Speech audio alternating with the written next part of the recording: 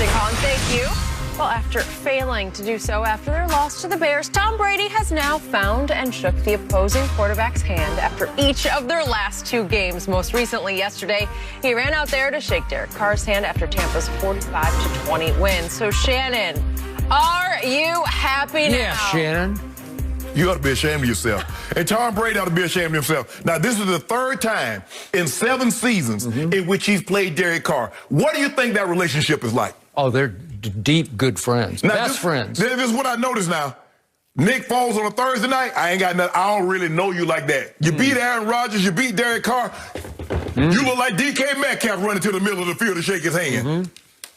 Either shake every quarterback hand or take your butt to the locker room. This is a ridiculous, Skip. You ought to be ashamed of yourself. You over there kid. You know Tom Brady's a sore loser, and he just, like you say, just own it, LeBron. Just own it. Just own it, Tom. When Tom Brady wins, he is the nicest guy in the history of the National Football League. When he doesn't win, he is as sore a loser, as poor a sport as there ever has been on an NFL field, and I love him for that. He is the closest thing to Michael Jordan we have. He's Psycho Tom. He is a split personality. He is a cold-blooded football killer. If he loses, he goes psycho and he runs to the locker room. But I noticed that he only loses his mind when he loses. He's perfectly sound. He's of sound mind when he's winning. Now, the moment he loses, he's like, oh, I'm this person. I can't do that. Let me run to the locker room. You ought to be ashamed of yourself, Skip. He's hooked Skip. on that winning drug. And once he gets it, he is at peace. He's blissful. Now, you know Eli. You and Eli, brother, y'all cool. You been knowing a little Eli, a little lie. That's what they call him. He bust you. Okay, I'm saying, you know what? That was the time, the emotion was high. Sometimes when emotion is high, logic is low. Now, okay, if that ever happened again, Tom Brady would never do that again. How is it, in all of your wins in the Super Bowl, you remember to go shake the guy's hand? But in all your losses, somehow you lose your mind and you go straight to the locker room. How is that possible, Skip? You know what? Tom Brady does not care what you think about whether he shakes hands or not. Skip, that's what I love the most about him. Skip, I just want to know how that possible. That somehow, in all the wins, Tom Brady miraculously remembers, I'm supposed to shake the guy's hand. But in all the losses, let me hightail it up. Who is the biggest gloater I have ever known? He is sitting across from me right now. Biggest gloater ever. This is the way Tom Brady gloats. This is his way of gloating without gloating because he just runs to the middle of the field. You know what I want to do? The next quarterback that beat the brakes off Tom Brady, I want y'all to go run. He running out the field. I want you to go grab him by the back of the hand, back of his shoulder pad. Put him, whoa. How you doing? Take that L with you. Okay. That's what I want him to do. Take that L with you. It's going to come. Well, the problem is, I'm not sure he's going to lose another game. Oh, he's going to lose another one. No, I'm not sure. He's going to lose another one. But Skip, you know this is bad. This is bad look, Skip. And he does not care. No, I think it's a great look. Do you care?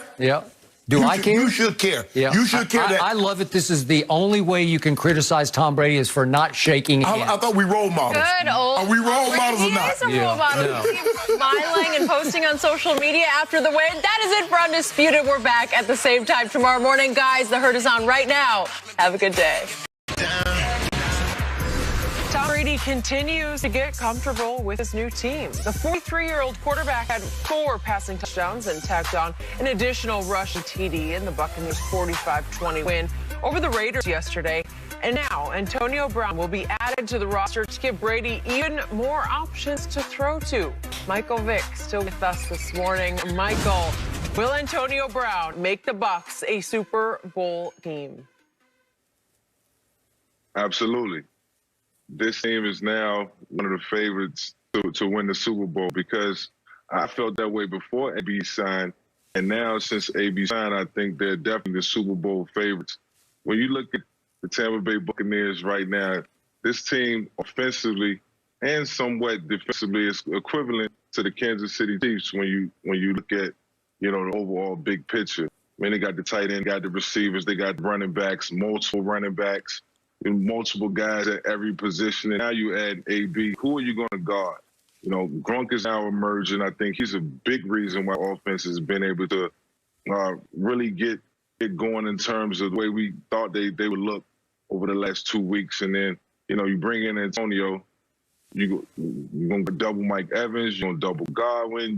You know, I mean, it's just a plethora of guys right now who can make plays. And then, you know, AB, the things that he can do, he's a future Hall of Famer. AB's going to make everybody in that locker room 10 times better and work 10 times harder. And him and Tom Brady has a great relationship. You know, they had a good rapport last year in New England before Antonio left. And he had caught maybe 1 or 2 touchdowns and looked productive playing with Tom Brady. So just add more offensive weapons. This is a treat for Tom Brady. At 43, the GOAT just got more weapons. He's going to be even better. And I see the team being good for the next couple of years. And Tom Brady's not going anywhere. He didn't assemble all this, you know, just for one season. He assembled this for another couple seasons. So we might as well get used to it. Whoa, did you hear that? I heard it. Yeah. I'm not ready to say they're the Super Bowl team, but I believe they're one of the 4 Packers, Seahawks, and Saints. I will concede this. Of the teams that I just mentioned, along with the Bucks, they have the best defense. Now, I believe the Saints secondary with Jack Rabbit and Lattimore might be a little better than theirs, but I don't know if they can get after your quarterback like front 7 from the Bucks. Now, I know for certainty there's no better. Right now, I would say that Bucks linebacker, the middle, the 2 guys inside, David and White, are better than Wagner and KJ Wright in Seattle because, man, they are sudden. And B. Wagner's been the best middle backer for a long time. But it's going to be hard. It's going to be hard for him to maintain that level, that status, over the next couple of years. Because Devin White, he coming. He coming. If he's not already arrived, he coming. And Lamar and David, man, they are sudden, and they can get after your quarterback. So there are 4 teams right there. You make me pick today, I will give a slight nod to Tampa over Green Bay because of their defense.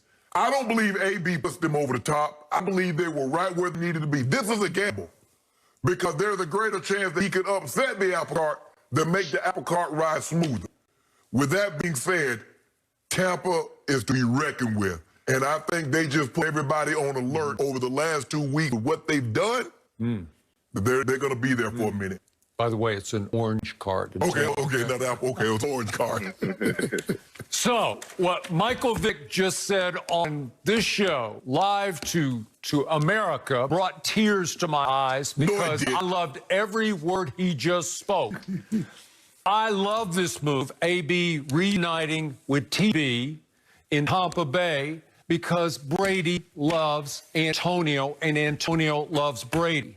And I loved what Brady said last night because the main reason he loves AB is he's a very hard-working guy. That's his biggest redeeming asset is he will work. He loves to practice. I think AB loves practice as much as he loves the games, from what I saw in Hard Knocks, right? That's what Gruden loved about it. Too. Right? Yes, that's what Tom Brady loves to work. He loves practice. And Brady's other quote was, there's a lot of hard work ahead. None of this just magically happens. He said, we're fighting against continuity of a lot of other teams and coaches because, again, obviously Drew Brees and Peyton have been together for what seems like a century, right? Yep. And Russ Wilson and Pete Carroll have been together 2 centuries, it feels like, right? Yep. So you're going to have to adjust this on the fly, but Tom knows he's got a guy who will come early and stay late to practice. Right. There's no diva in him at practice. And again, to Michael's point, this is a potential Pro Football Hall of Famer right here. I don't know if he's going to make. He's got issues off the field. The vote is going to be hard for you to get in. I got it. But on pure, but his numbers say that. No question. His numbers say that. And remember, in their receiving core right now, they don't have a field stretcher. Godwin can run, but he can't run like that. He's not a deep threat. And, you know, Mike Evans is a loper, so he's going to be a jump ball catcher, right? Scotty Miller can fly, but he's little Scotty Miller. And it's not like he's like 5'8" or 5'9", okay, about 107 pounds. Well, AB can fly, and he can run by people, and he has great ability to adjust to deep balls. So to